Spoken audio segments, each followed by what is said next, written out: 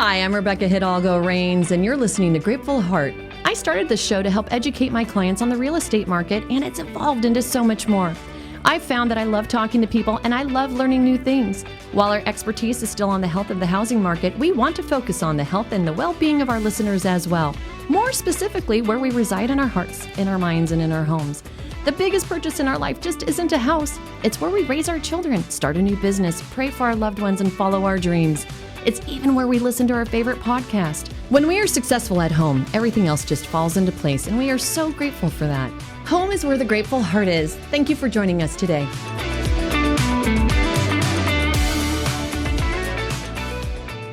Hey, I'm your host, Rebecca Hidalgo Rains with Grateful Heart, and today in studio, I have these fabulous people here to help me talk to you guys about what else? Real estate. Welcome, Gabriel Brown of Berkshire Hathaway HomeServices. You are our relocation director for 3 states, Arizona, Nevada, and California. So I asked Gabe to come and talk to us today because Gabe knows a little something about people moving in and out of states, at least these 3 states, right? I think I do, yeah. A little something. And then we have Mary, who's our returning guest. She's been on so many times, Mary Nollenberger of Orion Commercial, and she is the only person I send people to when it comes to commercial because you know your stuff, Mary. And that's what we're talking about today, you guys. I know I'm super excited about every show I do. I'm just nerdy that way. And we have such grateful hearts to be here with you. Oh, well, thank you. Same. And you know what? That reminds me. I forgot to put my Grateful Heart signs out. We're going to have to take a commercial break and make sure we put them back out later. But in the meantime, you guys, this is what we're going to talk about today. People move into Arizona. You know what? I'm going to date our show. Today is October 11th.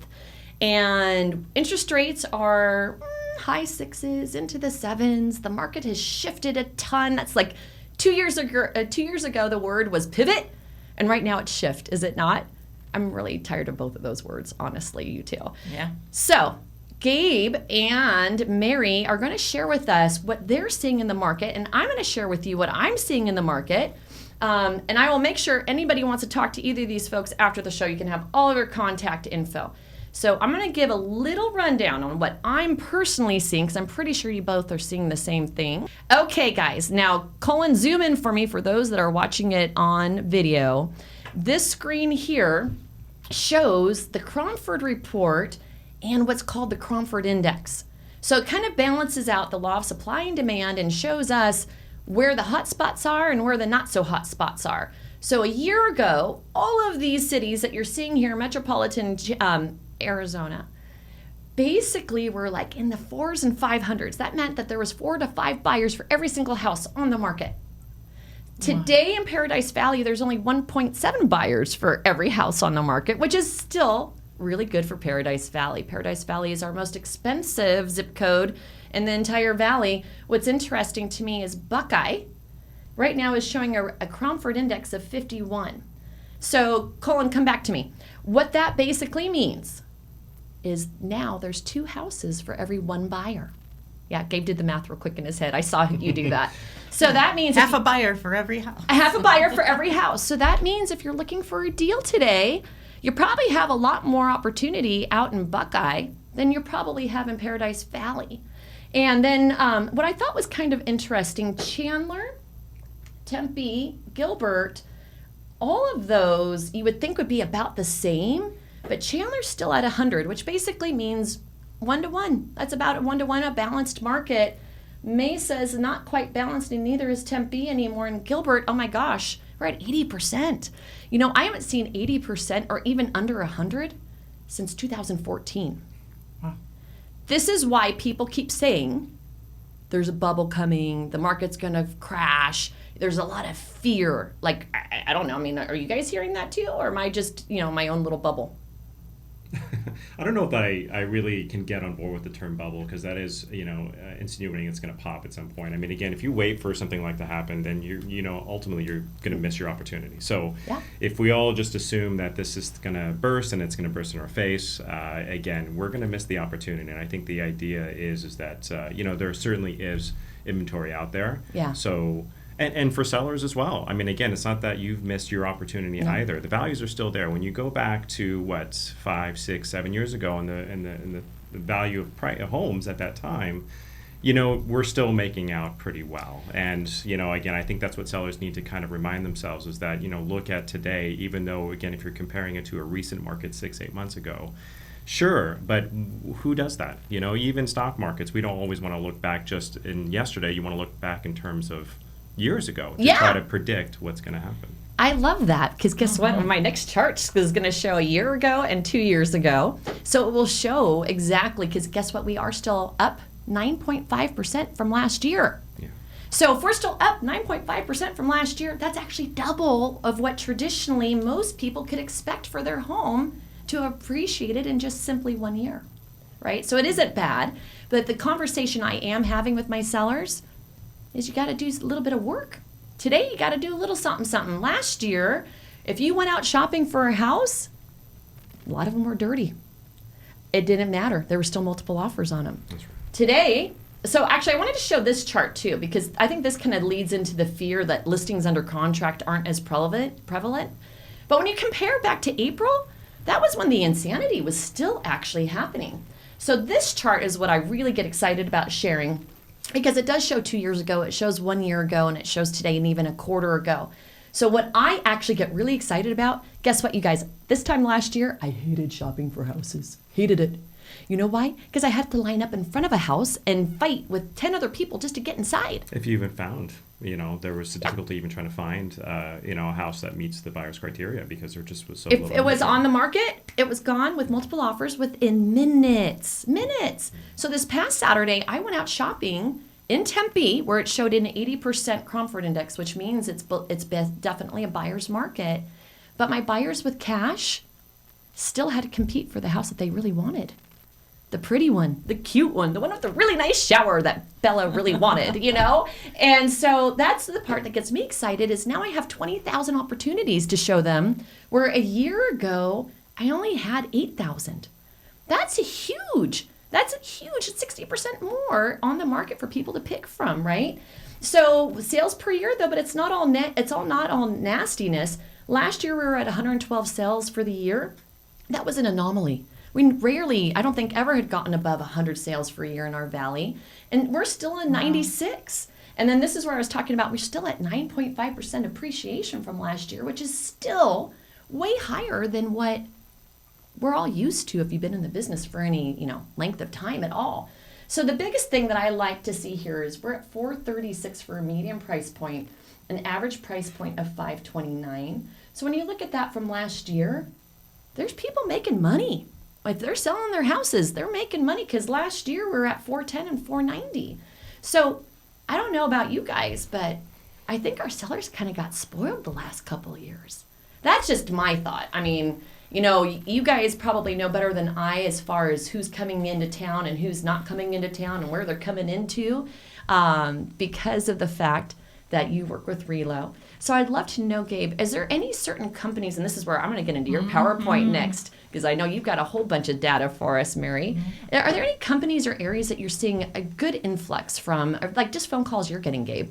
So, I thought about this too when you invited me to the show in terms of what, you can't really pinpoint what specific sector you're seeing a lot of movement from. I think what we are seeing though is, there's a lot of reasons why companies want to move their operations. A lot of times it's going to be for cost reasons, right? Looking to obviously reduce costs, particularly after the years that they've had with COVID. So, we're seeing a lot of movement from companies who are on the coastal regions who are obviously paying very high in terms of taxes, right? So that's one of the biggest things when you look at it as a company, you're thinking, okay, how can I mitigate costs looking in the future? And what we deal with a lot too is maybe we have a little bit more of a mobile workforce, so maybe I don't need the space anymore for our operation. So how can I now reduce the size of my operation, save money, try to recoup some of those costs that maybe we've possibly lost during COVID?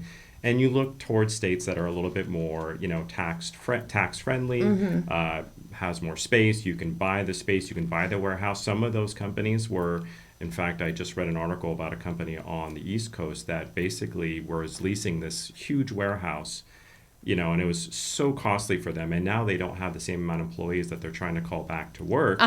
Now they just bought a place in a different state, for a lot less. Bought it, financed it, and now they're going to own it. And they're, so it just makes more sense for people for a company to do that. And I think Arizona certainly is on the top of a lot of companies' lists, particularly, whether it's technology companies, whether it's engineering companies. Obviously, again, you have the space here. Yes. So I think the technology sector, and again, we can name, I'm sure Mary will as well, name many companies who are, hit the news lately, whether it's the Taiwan semiconductors, whether it's, again, it's even the companies that are still established here. They're looking to move more employees here as well. So that does a lot for, buyers and sellers in this market. That you bring up a good point. And when you were talking, I started thinking about, and I know you and I talked a lot during COVID. So when we go back to the year 2020, the beginning of it to today, I'm just kind of curious because companies have pivoted so much, right? And now they have people working from home. Did you, over the last 3 years, see, Gabe, or 2 years, I guess I should say, more companies relocating people because they could now all of a sudden choose where they lived, and companies are making those, hey, let's go ahead and get a smaller building in this state and let so-and-so move wherever he wants, so because I was thinking relocation probably slowed down because nobody was going anywhere, but was it in fact the opposite? That's a good question. So we talk a lot about this in the industries and the spaces that I belong to. So, yes, I think we all predicted that, right? Yeah. Obviously, now a lot of companies found a way to have their employees work remotely. That's great. Some companies were doing that even beforehand. So basically, it was status quo for them when COVID hit, and they were able to withstand that. But, it's interesting. You're right, and I think that's what caused a lot of that real estate boom, too, is that people thought, okay, now I'm working from home. I don't really like the space that I'm working in very much. I'm here all day, and we need an office. We need a bigger space. We need to be able to both do it. Sometimes dual income, we both need to do it to be able to work out of house. So, but the thing that I think a lot of people, and what we're starting to get into now, probably even for the better part of this year, is that companies are now starting to ask their employees maybe to come back to work. So, but maybe it's a little bit of a different setup. Maybe it's more of a hybrid thing. So that still allows for some flexibility. And again, you can do a survey out there, and you can probably survey a lot of companies on what they're doing in terms of bringing their employees back, or they're giving a little bit of a hybrid, right? So a flexible work schedule. That still allows them sometimes to work and live out of some of these kind of remote suburbs, right? So now you don't necessarily need to live in the center of the city, close to work, commuting distance to that company. Now you can actually, again, if you're only going there for 1 or 2 days a week, you can kind of, so I do see, and I kind of thought of this and predicted this too, is I think you're going to see some of the suburbs outside of the city, whether it's an hour and a half distance from it. That's, some of us are now willing to be commutable. Yeah, Buckeye. Where you can get a good deal right now. Casa Grande, Gold Canyon, absolutely. Yeah, there's absolutely opportunities. I'm really glad you confirmed that for me, because I guess in my head I was kind of wondering, I knew that COVID gave people the opportunity to live wherever they wanted per se, but were companies really supporting that, encouraging it, or even wanting that? And maybe that was part of the boom was, hey, go ahead and live in Hawaii. We don't care where you live as long as you log in every day from your home computer, Pretty interesting stuff. And oh my gosh, I already realized we got to take a quick commercial break. We'll be right back. If you're looking for a mortgage, you need a personalized plan, not a click button get mortgage option. My team and I have saved families thousands by proactively planning their home purchase or a refinance. Buying a home is a huge decision, and it deserves a strategic approach. My team and I provide a comprehensive mortgage plan, including a complete credit analysis outlining the steps needed to improve your credit score and help you qualify for the best rates and terms in the market. Visit us at tkteam.us today. We'll ensure you get the best guidance so you can make the best decisions. The TK Team, moving you forward. Hi, I'm Rebecca Hidalgo-Rains with Berkshire Hathaway HomeServices, and I've been selling homes here in the Valley for over a quarter of a century. I want to say that experience truly matters, so when you're looking for a realtor to help you either buy or sell your biggest purchase of your life, I hope you'll consider using me. My experience doesn't matter near as much as my clients, so I do dare you to Google me, and I promise you'll see nothing but fantastic reviews, because I really do truly care to help navigate you and your family to the very best experience you'll ever have with buying a home. Have you been thinking about buying a new house or refinancing your existing mortgage? interest rates are still around historically low levels. Why pay a higher rate when you don't have to? Call Joe Smith, me, at Epic Mortgage LLC, 602-741-4121 for a free mortgage quote or pre-qualification. Epic Mortgage LLC is a locally owned, independent mortgage brokerage that provides low-cost options for its customers. Independently owned means low overhead, so you get the best rates, fees, and service. Keep more of your money. Brokers are better. Realtor recommended for over 20 years. Contact me, Joe Smith, at Epic Mortgage today, 602-741-4121. Whether purchasing a home or refinancing, we know you have choices when it comes to choosing a title company. Navi Title Agency is the leading source for all title, escrow, and marketing needs. With access to the largest title insurance underwriter, Navi Title facilitates successful closings and protects clients from fraud. Creating solutions that save time and money for everyone, ask your realtor or loan officer today about using Navi Title on your next real estate transaction. Navi Title Agency is locally owned and operated in the state of Arizona. Okay, guys, we're right back from break. And Mary was just sharing. What did you just say while we were on break? Well, we were talking about the return to the office versus work from home environment. And my son and my best friend are two examples of that. My son works for a San Francisco company. He's allowed to work remotely, and he just purchased his first home as a first-time home buyer. Congratulations. In Santan. Which is like another example of Buckeye. Exactly. Did he buy a brand new? Yes. There you go. He bought a spec. He bought a spec with a great deal. Lots of opportunities right now, you guys. So Mary put together this great little PowerPoint. I want to go through each slide with you, Mary, because I know you did a ton of research. What is this one telling us?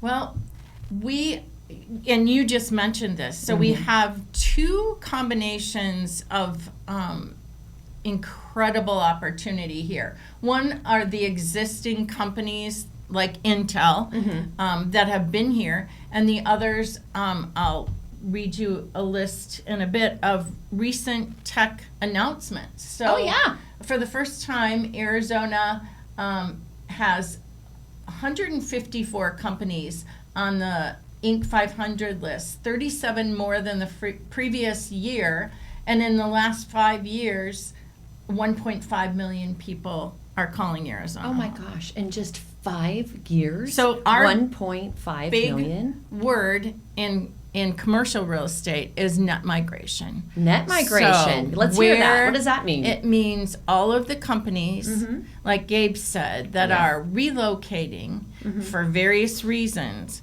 And I track with the Greater Phoenix Economic Council where they're coming from and where they're landing. I want to hear this list. I know you've been looking at it a lot while we've been doing the show so far, because there was some really interesting data that you had there. Right. So the tech companies that are here, just a few of them, to list a few that are here and that are coming, are Intel, GoDaddy, Microchip, Yelp, Nextiva, General Dynamics, Avnet, Medtronic, Insight.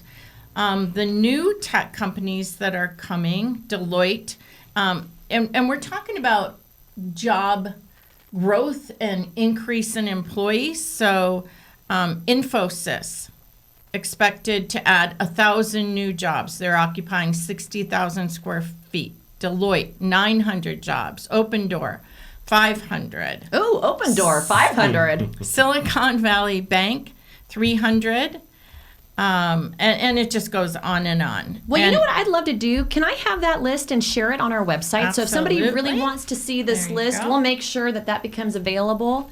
We've been starting to save stuff on our website for people, because a lot of times our guests come on and have wonderful things. Now, there was one you showed me, and I think that's this one right here. I don't have my glasses on. This is just so much fun. So much fun. With the fact that we're adding, and this is where my son falls into this demographic. So with adding tech companies, with our net migration coming from semiconductor, cybersecurity, tech, smart factories, we're looking at the change in population in 20 to 34-year-olds who understand. Who speak tech? Who speak tech. And the hot cities are Phoenix, Austin, Charlotte, Atlanta, Denver. But we actually lead the pack, right? Didn't you say We that? are now ahead of Dallas, Which in is huge. number one in nut migration for, I believe, the third year in a row. Well, I mean, looking at this screen you have right here, 70,000 jobs are planned to be added in just the next few years. Gabe, you're going to be really busy. Well, it's interesting what we're talking about earlier, too, is look at the trend that you're seeing that, right? These are a lot of tech companies that are coming from the coastal regions, right? So where are they moving What you to? said. They're moving to states that are more cost advantageous for them, right? So Better taxes. climate, all of that. They're going to these areas. And, frankly, again, the decision maybe had to be made over the last handful of years to say, look, we're going to move our operations. So, we're glad that we're on that list, certainly, and it's no surprise. Yeah. Well, you know what's interesting? I went to a fireside chat with our governor a few years ago, and he talked about the difference between now and where maybe we had a little softening of our market, back in 08, 09, 2010, that little bit of softening that we had. Back then, we weren't so tech heavy, which totally supports what you're talking about. We were much more tourism, and so when that happens, and all of a sudden people can't afford to tour, go on vacation anymore. Right. We were really hurt bad last time, but I don't think it's going to happen at all. In fact, we seem to be more robust than anywhere else, and people are coming because of 70,000 jobs Right. that you're showing And coming to our area in just the next few years alone. the great thing for our state and for you too is that the tech isn't, if you look at a map of Metro Phoenix, the tech isn't all in one place. No. Where we wouldn't be able to absorb the growth. So the Taiwanese semiconductor, West Valley, we've got Scottsdale Tech, we've got Tempe Tech companies, we've got Chandler, we've got Mesa Everywhere. Gateway. That's a wonderful So point. you It's not look at just a one map, part of the area. It's spread. It is spread, which does allow for, it's not like, and funny, none of those tech companies are anywhere near Paradise Valley. Did you notice that? But they Right. are definitely where it's more affordable. Right. It's And definitely- where there's space Where to there's space. build the huge industrial space that they need. They're hundreds of thousands of square feet. So you said 1.5 million people came here in 5 years? Because this chart here shows 90,000 in 1 In year. just multifamily. Oh. This is just multifamily Wow. category. That is actually a really good Distinction, Thank you. yeah. That's the word I was looking for, distinction, because apartments are in your world and the commercial Right. world, and they're going up everywhere. And you know what? In the investment world that I live in, Uh-huh. same thing as you're talking about, where multiple offers on residential homes. They're doing that for the apartments. Investors Yeah. that want to buy multifamily properties are Because bidding. they're seeing the health of our economy locally. They're seeing all these companies that you two are talking about coming here, and they know if they buy an apartment, it's probably going to be way more full here than if they, say, stay in a coastal state. To that point. I'm kind of curious, Gabe, since you do cover Nevada, Arizona, and California. Not that I'm slamming my California at all, but are you seeing more people leaving there coming here? Or are they going more to Vegas? Or do you see, how do we compare against Vegas? Yeah, again, nothing against my my colleagues in California, but Sure. certainly, yeah, obviously we've had a lot of movement from, companies in California coming into, again, moving a little bit further away. And sometimes right on the border as well, right? We saw a little bit of growth in some of that area right along the river, Lake Havasu, Bullhead City, Kingman. Oh, There's no companies that are kidding. considering that. So literally just That might be right the over next there. boom. Probably I cheap. don't. Yep. It's probably don't cheap. Don't quote me on that, but yeah, I certainly. can say it because I'm in real estate. So yeah, there's a little bit of that in Nevada as well. Don't count out Nevada. Well, that's what I was wondering, because Yeah. as far as Arizona's concerned, obviously we compete, it seems, more with Texas for migration coming in. But I always felt like Nevada was as close to us as anybody, as far as not just logistically, but just comparatively climate and businesses. Maybe I'm wrong about that. And what's the big reason for that? Because Nevada has no state taxes, right? So there's You're right back to where it's advantageous for the there's those companies. states that again are going to Yeah. attract businesses naturally because of how cost advantageous it is for those companies to consider moving there. And granted, they have the space. So Nevada, Yeah. historically, you look at, has always been this hospitality industry, right? Yeah. It's growing to so much more now. I'm sure it is. I'm sure it is. Okay, so Mary, I'm going to go to another chart of yours. 61 international businesses. Now, we haven't even talked about that. In the last decade, 85% more of international companies are coming to Arizona. So You know Joe, because you've been on the show before with Joe. He always talks about how we're a big city now. One of our other guests who's always on, he's from New York City, and he's just like, slapping me, saying, quit crying about the affordability. We're just basically made the ranks of New York, San Francisco, Chicago. That's so interesting that you bring that up, because when we were looking at our change in population of 20 to 34-year-olds, and you were talking about, not to slam California, but 3 of the cities that are listed in having negative growth in the 2019 to 2024 are San Francisco, San Jose, LA, Chicago, and New York. So, all the big cities. Yeah. Maybe they've just gotten to the point where they're just so expensive in comparison to us that people are just tapping out. I don't know. I don't know. It'd be interesting to see. And they're following the growth of, even if they're able to work remotely, they're following the growth of these huge companies that are moving here. Well, let's be real. It's beautiful here. It's sunny. We have the best climate. And I'm going to show you guys the greatest little video before we're done of what I think are the top reasons people move here. All right. Okay, so international businesses, construction cost. Okay, so this kind of ties into what you were talking about too, Gabe, is it's a lot cheaper for a business to come here to Arizona than it is to be, say, in San Francisco. 100%, yeah. A third of the cost. We're at $150 a square foot, more or less. I know more than that now, but just demand's probably driven it up. Statistics. Okay. I mean, there's still, if we're not 150 anymore, which we're not, Seattle's also not 350, and San Francisco's not 450. Okay, so let's just say we've all moved a little bit, but the idea is still basically the same. We're a lot cheaper than, say, San Francisco for a company to be. And then we've been talking about semiconductors already, so that's pretty interesting. Let me see. We have Arizona's 2.5% flat tax. Again, we're back to taxes. Gabe, you are in the know, bud. Mm-hmm. So let's see. Population growth. Mary, help me understand this. And the flat tax. The purpose of this is to show that the flat tax was accelerated into 2023 from 2024 as originally anticipated. No, why didn't they do that? They made that happen quicker. Faster, yeah. I was just surprised. Oh, gosh. Oh, good. Okay. I want to make sure I could get this last slide in. And so this is a whole bunch of announcements. Did you already read off a lot of this already? Yeah, but LG Energy Solutions. I just think this is fun to see that Queen Creek is represented, Mesa, North Phoenix, Chandler, Casa Grande. Now that is one I've seen a lot Casa Grande recently. And Florence are going to be a huge path of progress with growth. Agreed. The Apple, we see a lot with Casa Grande. Mm-hmm. Apple command centers in far east Mesa, the Eastmark trade area for residential growth.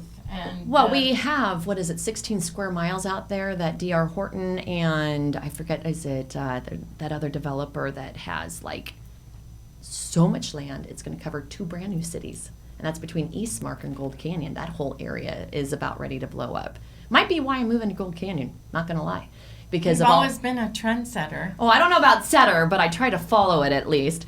And honestly, with all of that said, let me go back to, hey, you guys watching this show, if you want to get this daily email blast, I highly recommend it. It's so informative. All you have to do is hit up Mary and she'll make sure you get that email. And so this is the video.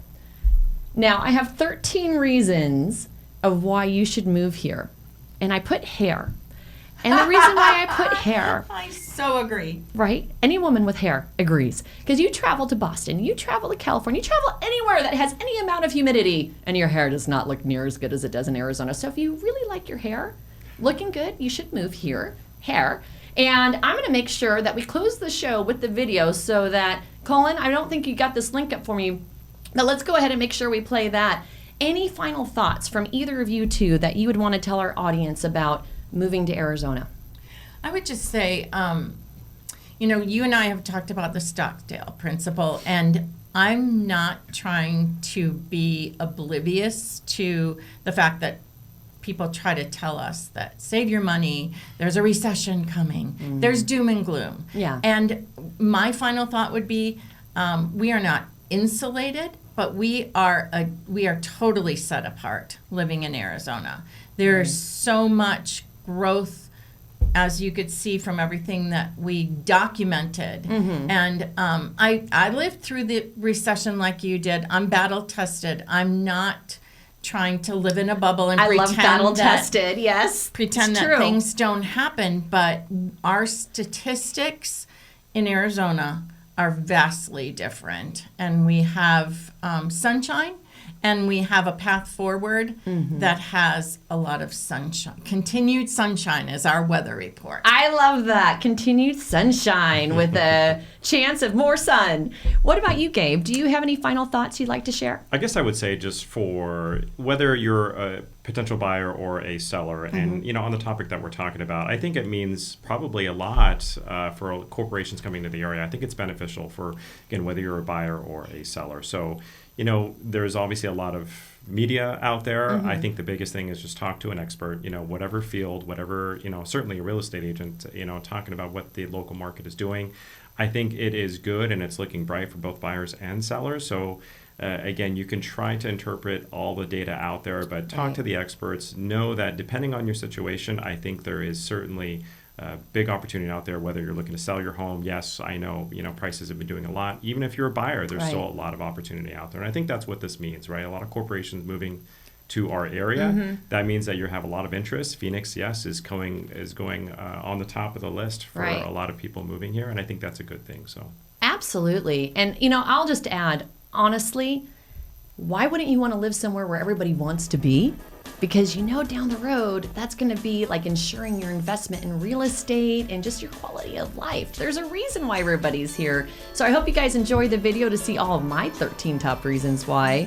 And thanks you guys for your knowledge, for coming here today, and just for everything that you guys do as well. So if anybody wants to get a hold of Relocation Gabe, I'll make sure you have his info. And same with Mary. Thank you, as always, for coming on and educating us. Thanks. So, why move to Arizona? There's a lot of great reasons out there that everybody in the country already knows, like 100,000 new jobs supposedly coming to Arizona in just 2019 alone. I'd like to share with you some of maybe the less known benefits of living here in Arizona.